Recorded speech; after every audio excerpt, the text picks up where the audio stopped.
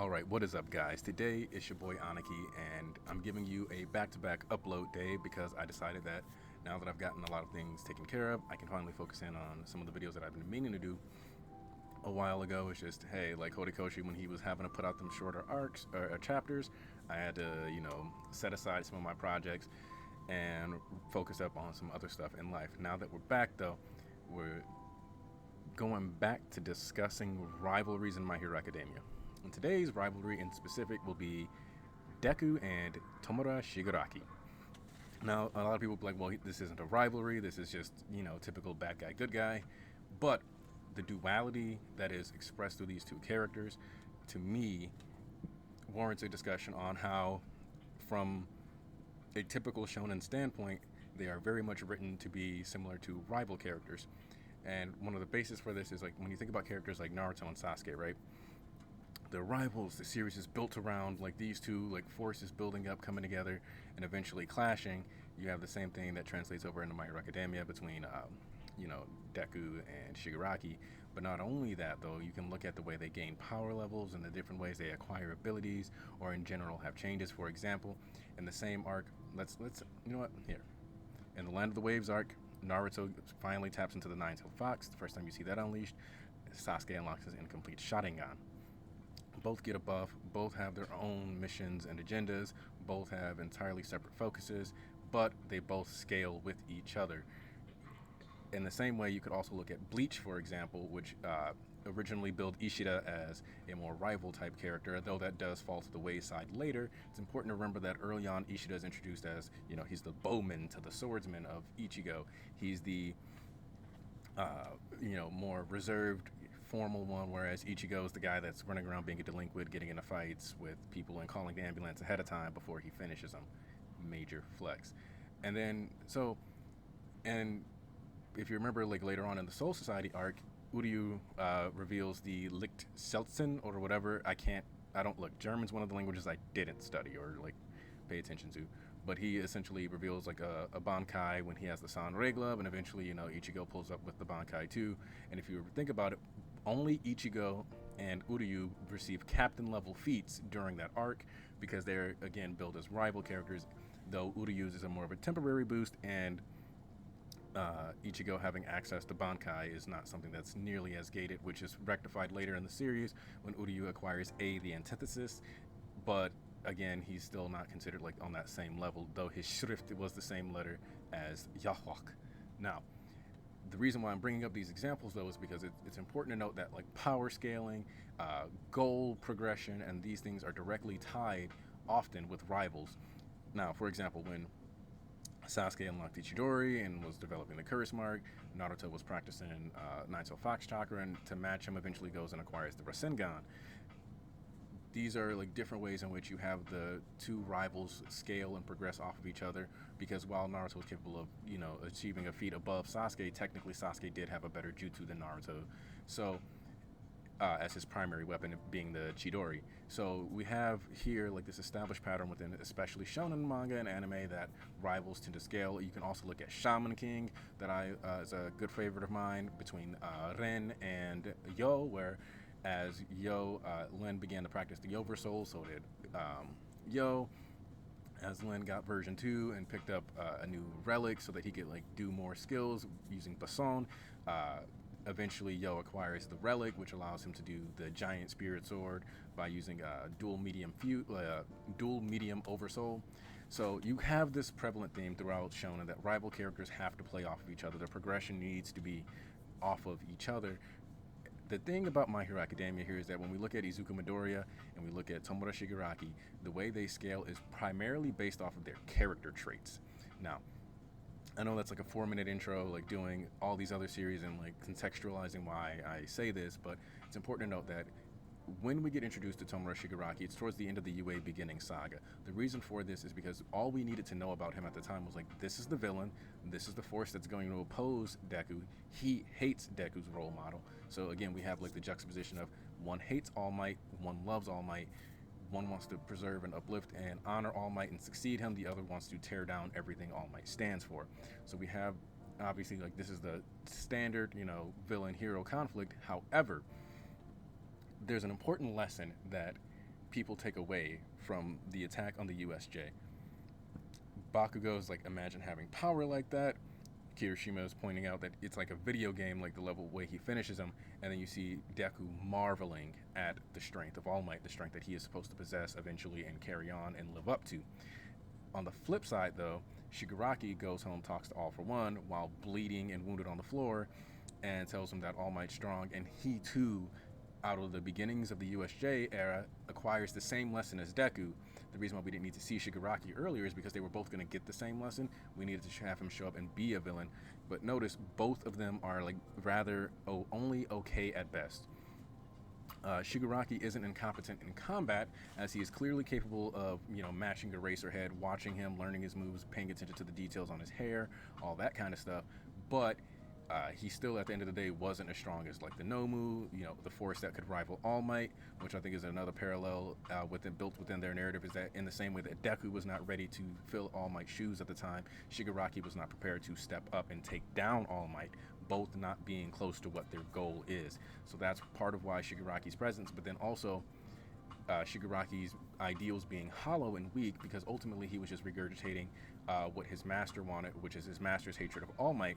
So you see, in the same way that Deku is locked in and worshiping All Might at the beginning of the UA, beginning of My Hero Academia, Shigaraki is very dependent and locked in to worshiping and maintaining the ideals of All for One, his master.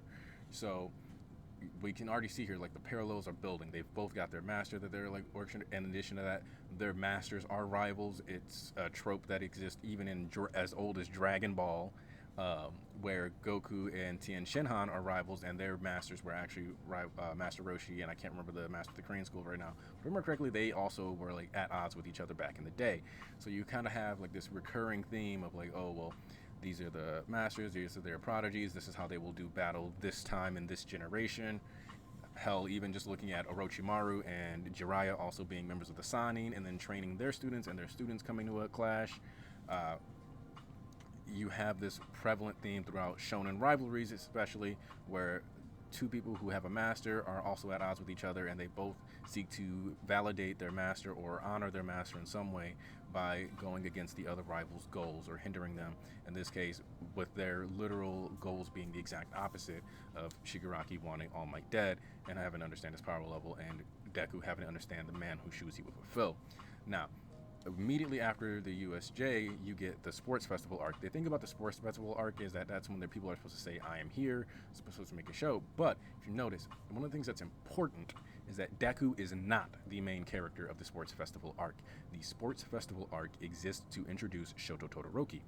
Now, Horikoshi himself has said this, and that's why, if you remember, when the race starts, the first person we focus on is Shoto. When Bakugo is getting towards the front, the main person we're focusing on is Shoto's perspective. Yes, it eventually cuts away to focusing on Deku as he begins to take the lead in the race, but the majority of the race we're following Shoto and his perspective. As we're setting up the cavalry battle, the reason why it comes to a head between Shoto and Deku is because Bakugo is the benched rival this arc. He is not supposed to be the main rival as far as what's going on between Shoto and Deku and the main narrative focus, and that's why the fights after Shoto versus Deku are typically shorter, and the only one that's kind of on the same level as far as like time put into it is Bakugo versus Shoto, and even that's only half of an episode compared to the full episode versus the chapter count versus the satisfaction, because it's supposed to be an ultimately unsatisfying finish. So that arc, you don't really see like Deku and Shigaraki either taking away. Shigaraki ultimately takes away. This is like some of his future enemies, so he has to pay attention to their power levels and what they're capable of. And Deku takes away, these are his rivals, these are the people he has to compete with, these are the people he needs to catch up to. And so we don't get a lot of development for either character in that arc necessarily, outside of them understanding like where the students stand in power levels. They both, once again, though, do take away the same information ultimately. Now, we transition into the Hosu City arc, and that's where things get really good, because that's when it really starts to blossom. Shigaraki, whose goal was to like use the Nomu to overshadow Stain, didn't understand the hero killer's ideology, or didn't understand what made the hero killer famous. In the same way, though, Deku, who understood the psychology of his friend, was able to figure out that he was going to go after the hero killer. So they're both looking towards the hero killer. Both have their own separate agenda, but both have a certain desired outcome involving the hero killer. Now, the thing about Hosu City is that after Deku beats the hero killer, or Deku, Shoto, and Ida defeat the hero killer, if you remember, there's a part where Deku narrates a bit and he talks about how the only person who was still ready to fight or had any fighting spirit left was Stain. Now, what is important to note here is that when Deku is telling Shigaraki that he understood not only Stain, like he didn't agree with Stain, but he at least got his morals, that's true. What Deku finally was able to take away in that moment, in that fear, when he got to see him standing towards and like being ready to fight everyone, was the strength of conviction. How importantly he held to those ideals. How no matter what happened, that's what like he needed to be. He needed to be able to like stand for his ideals. He needed to have his goal in mind, and he needed to make sure that he was unwavering in that focus. In the same way, I think that Deku understood like just how strong and how much presence you needed to have. Stain had more presence, charisma than Endeavor. Now, Stain gets washed by Endeavor. Understand that. I'm not implying that at all. Stain would have got folded. Heartbeat. Knuckle duster beat Stain. He also tricked him, but whatever. Read Vigilantes. It explains how Stain lost his nose. That's my every video Vigilantes plug. So, you see, they both take away the importance of conviction, and this is further highlighted because it's important to note that the final exam arc, that is like 4 or 5 episodes in the anime, is actually only like 3 chapters in the manga. So the encounter interaction where Shigaraki pulls up on Deku at the mall and the Hosu City, as far as manga chapters were concerned, actually weren't that far apart. So you have that to also like factor in. But so ultimately the takeaway from the Hosu City arc, as we winding down, we do the final exams, all that other stuff, Shigaraki finally gets to experience the same thing that Deku has, but this is like one of the first times they have a one-on-one interaction where the rivals kind of come to a head. In typical fashion, the MC's rival leaves with a threat, except in this case, because the MC's rival is the villain, we know that 100% he means that. This isn't like Zoro and Sanji threatening to kill each other. This is real talk, real business.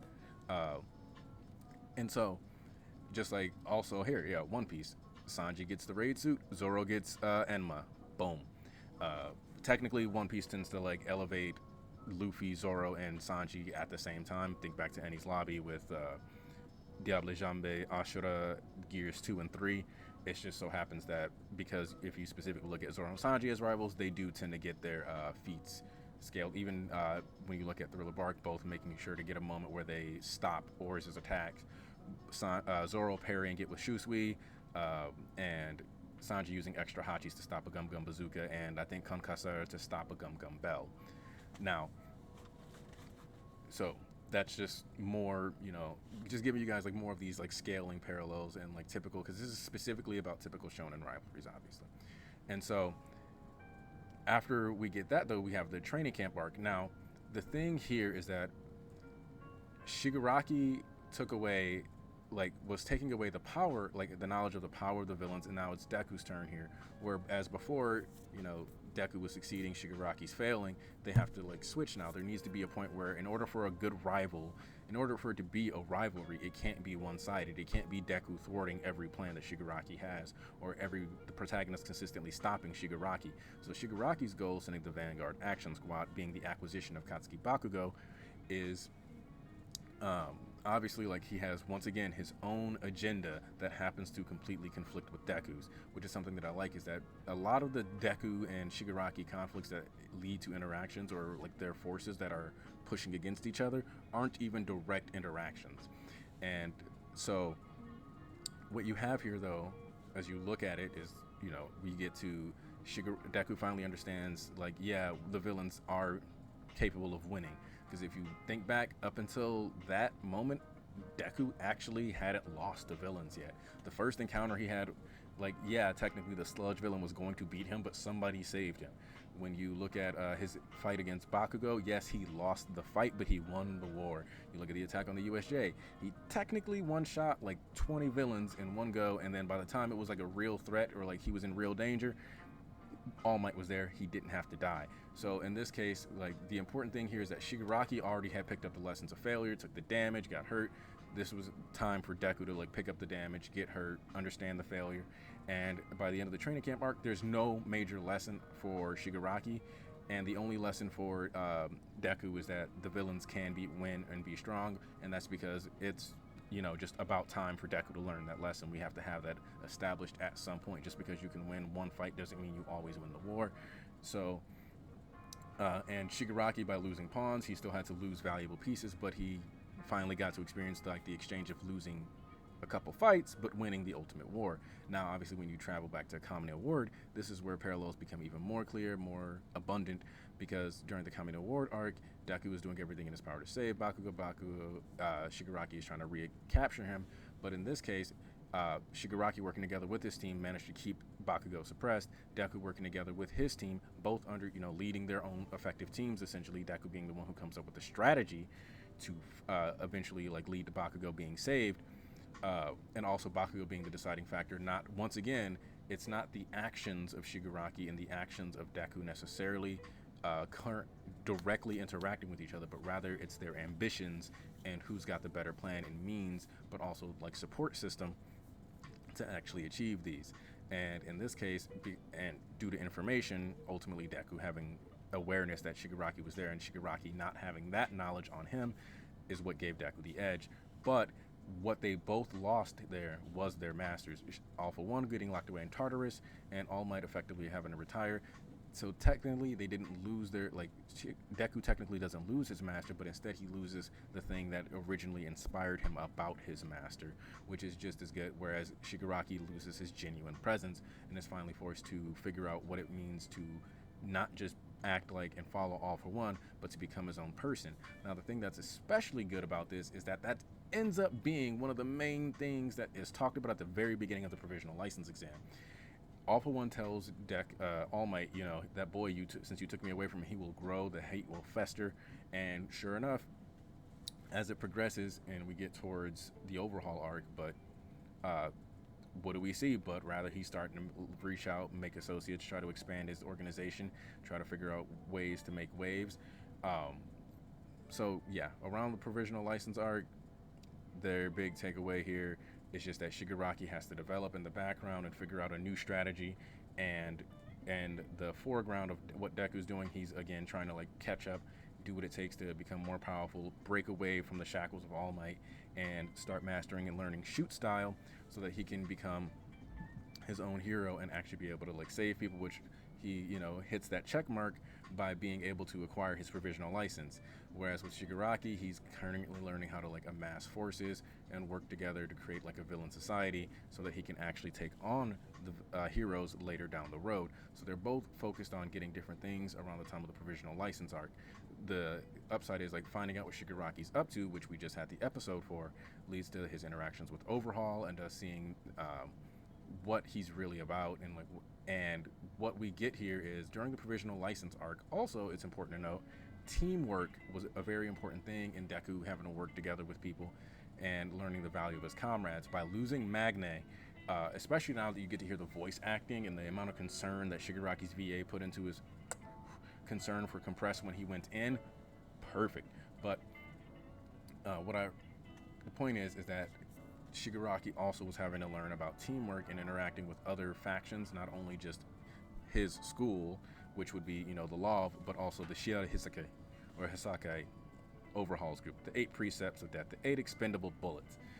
So we get to see them, both getting this experience, this growth of working with teams, working within teams, making it a point. And also, it's important to note that the only person we had seen Deku work alongside was Uraraka, and then the cavalry battle. So that whole, it being a couple months later and Deku needing teamwork, and us being a couple months into experiencing Shigaraki and him really starting to focus on the value of comrades and orchestrating plans, and making it a point to also focus on taking down Overhaul, which I like. Is the Overhaul arc is the first time where Shigaraki and Deku have the same goal for completely different reasons, and it kind of showcases Deku as he's progressing throughout that arc.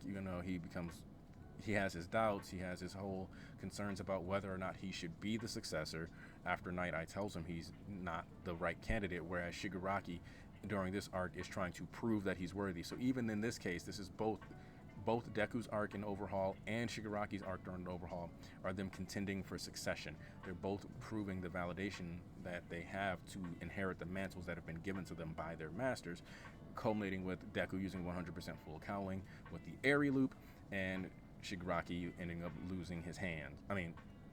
Sorry, not Shigaraki losing his hands. That's later. Shigaraki taking Overhaul's hands. Uh, and taking his plan and realizing that, yeah, I need a strategy. Not only if I'm going to work with my people, do I need to be able to be there and be a leader that inspires them, but I also need to have an actual plan to guide them. And whereas Deku had to figure out, like, not only do I need to make sure that I'm doing everything in my power to save heroes, I need to make sure I follow the plan, I need to make sure I enable a plan, which is something that he learned the hard way when he had to turn down saving Eri the first time, because they wouldn't have had to, and the means to actually get the case to stick anyway, which I think is an important detail that is often overlooked. But I do think it's very nice that My Hero Academia has that built within the series, that yes, they do have to build a proper case, they do have to actually do the research and have like a warrant essentially. This is also kind of highlighted in Vigilantes, another plug, with Captain Celebrity, who ends up coming to the States, coming to Japan because he had too many cases in the States, both like from sexually explicit or misconduct, and also villains were capable of suing him in the U.S. for being too rough, which just goes to show that the U.S. legal system will always find a way to get somebody some money. Now, what we end up coming to here, though, is now that we have them both taking down Overhaul, they're both learning how to formulate plans, they're both learning how to, increase their limits, expand their power and influence, and work together with people. And Deku is sitting there questioning his succession at the end of the arc, whereas Shigaraki is more in touch with it than ever before, even leaving Overhaul on the side of the road to say that the ones who will be next is us.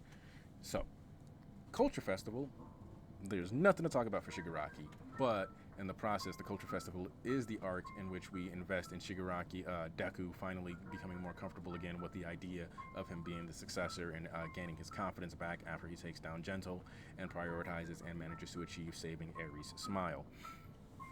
So, Culture Festival, Pro Hero arc, we don't have anything to talk about regarding either one of them truly, but joint training, we start off, getting lore or getting the experience like that Deku needs to know about. Like, okay, he needs to know the history of it. We can assume that at some point Shigaraki would have been told the history, at least of the first. Well, actually, no. We actually, based on chapter 246, we have confirmation that Shigaraki doesn't know about One for All. So we have Deku acquiring some information that Shigaraki doesn't have that will probably come into play later as information that the other one doesn't have, but is pertinent to the other one. Always, always, always has. Whether it's awareness of them being there, whether it's awareness of the amount of forces they have, it's always come into play that if Deku didn't know Shigaraki was going to be around, he's like, anytime the other one has been around or capable of influencing the other one, they've completely screwed the other one over. That's just like how their character dynamic set up, and that's because one's the hero and one's the ultimate villain for the series, and that's fine. So you transition to, like, you think about what happened in joint training. We see Deku step out. He's actually confident. We see that he's finally gotten to a point where he believes in himself and he's trusting himself. And as he's fighting in the joint training arc, we eventually see Black Whip manifest. So now we know Deku's got a massive buff. He's got a second quirk access, and he's gonna have 6 more quirks coming his way. So he's gonna end up with 7 quirks total. And so knowing that Deku got that buff, a lot of people were like, well, shit, Shig's butt, screwed. He's done. He's dead. Just nothing he can do. And then we get a cutaway to Shigaraki after the events of the of the Overhaul arc, and we cut back 6 weeks, which I think is important because it shows that it was after the Overhaul arc, before Pro Hero arc, which shows that during the time frame of the joint training arc, Shigaraki was training with Gigantomachia. So now we have Deku having his training after figuring out that he needs to break free from the shackles of All Might. Deku having his training, for the Culture Festival. All these things while Deku's learning those, Delaware Smash, Air Force, and all these other techniques and perfecting them. Shigaraki is training, working on his basic physical skills, trying to figure out how to fight Gigantomachia, but obviously he couldn't decay him because he was supposed to be recruiting him. So these things were actually happening in junction, which means that both of them were technically in the process of training at the same time to take down goals, further proving that they deserve to be where they are. Seeing as that was a big thing in their heads, and as you get to Shigaraki, or you get around time at the end of joint training, Deku unlocks Black Whip. A couple weeks later, you have the events that occur in Deka City, where Shigaraki unleashes his full power, finally gets his memories back, understands the full functions of his quirk. He can, creates his decay propagation is now an ability of his, and so and also he's borderline like actually city level. But the thing that's important is, just like Deku and Shigaraki are both the successors of the symbol of peace and terror, or destruction, as Shigaraki shall be. Also, like, I think it's important to note that while All Might is known as a symbol of peace, and like he's like the symbol of evil, like peace and evil or peace and chaos, with All for One, Shigaraki being called the symbol of destruction things makes me think, at least, that there's a chance that I remember reading like a couple months ago, I think it was on some site before like the Viz thing, so this is probably almost a year ago actually, somebody mentioning that Deku could potentially be known as the symbol of hope, because it, even then, like, people were kind of discussing whether or not things are looking like it's going to be kind of dark. It could have even been in a YouTube comment. I don't know who you are, but hey, I'm shouting you out. At least I'm giving credit that somebody else mentioned this. I'm not going to steal it from myself.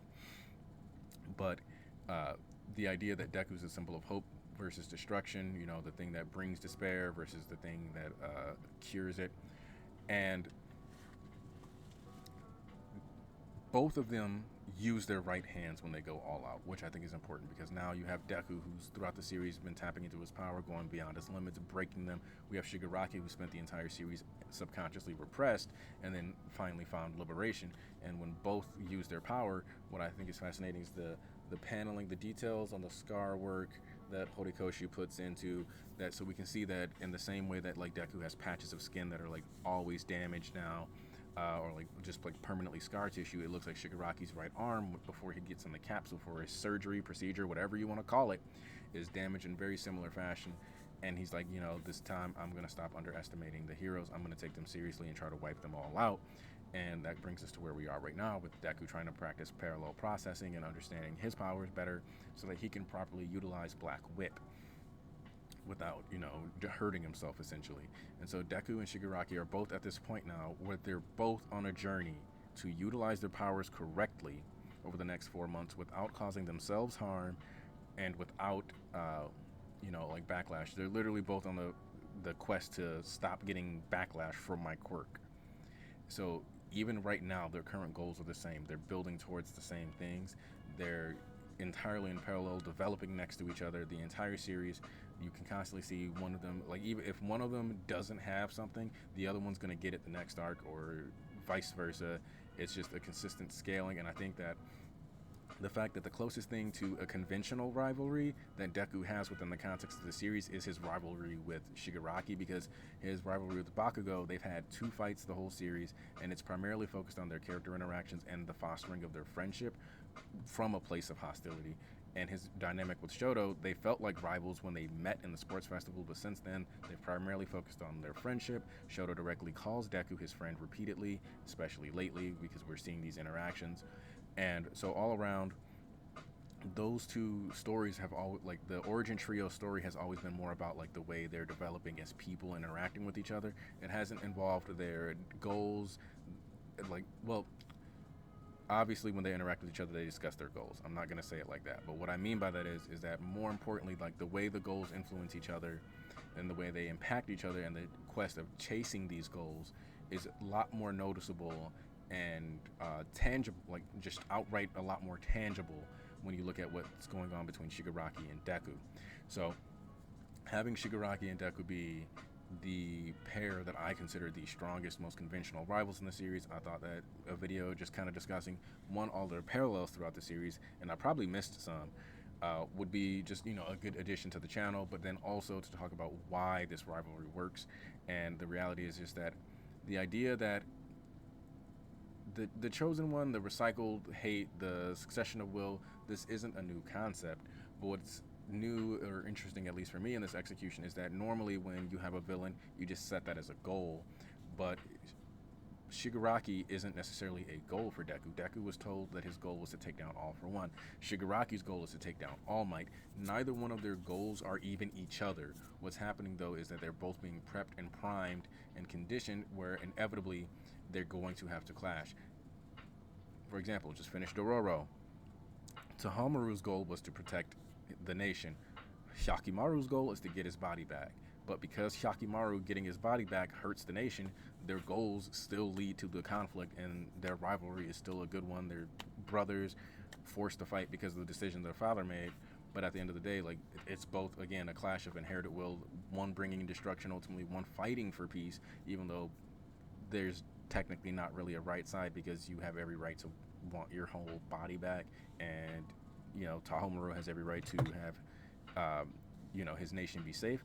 So that's the thing. But like, whereas with here, it's kind of like a bit more clean cut, where we're like, all right, yeah, you don't need to like go around destroying everything you hate, Shigaraki. But to that same degree, watching him develop to justify, and eventually he's not going to destroy everything, obviously, because he's been making it a point to preserve his allies. And that's the other thing. Is like when we talk about him learning how to work together with a team, whereas Deku needed the confidence and the ability to like execute on the leadership.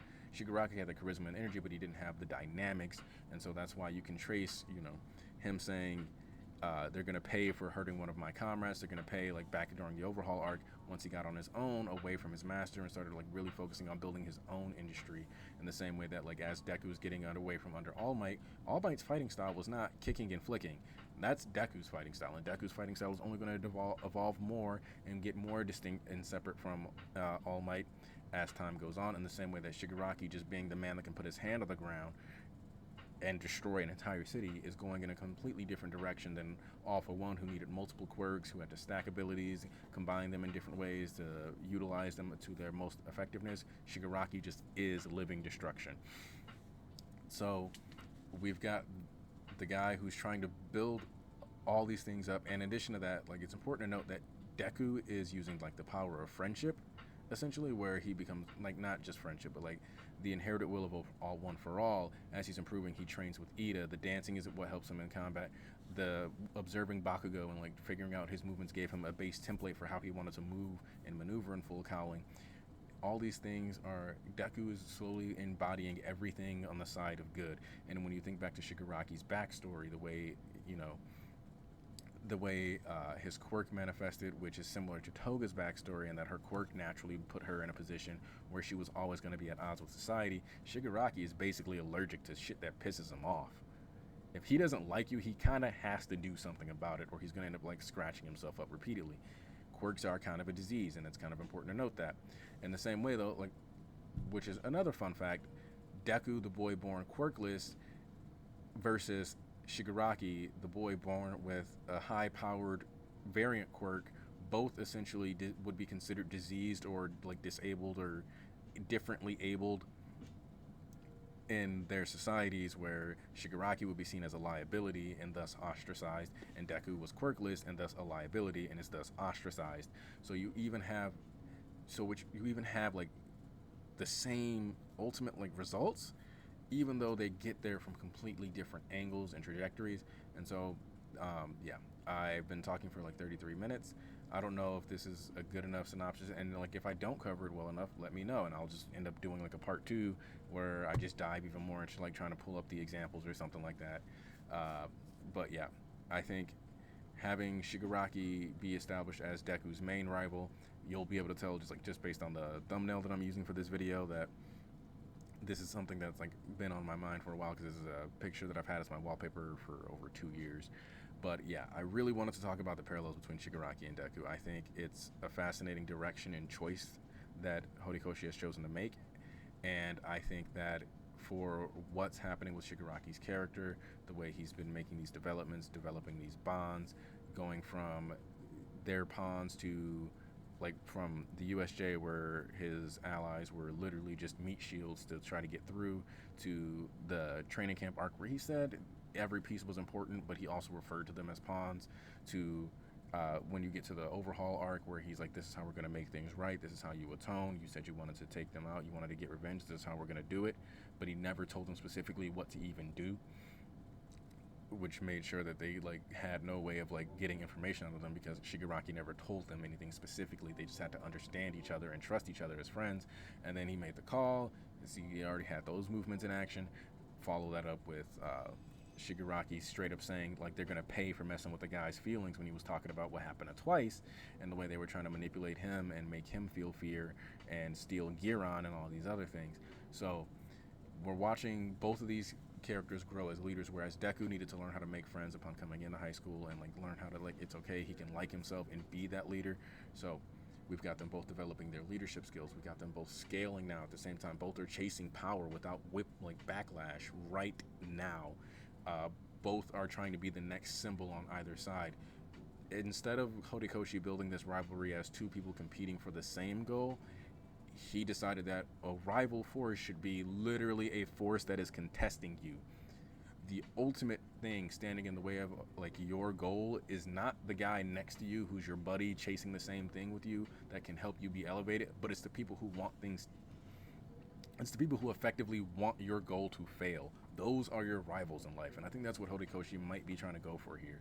Is that the idea that the rivals in your life are not the people who are next to you that might have similar ambitions or might potentially get something you wanted, but ultimately have no malice towards you. It's the people who actually are trying to take you out. It's the people who are actually against you, the people who actually crush your dreams, the people who actually try to hammer down the irregular nail that sticks up. So, yeah, maybe that's the whole point.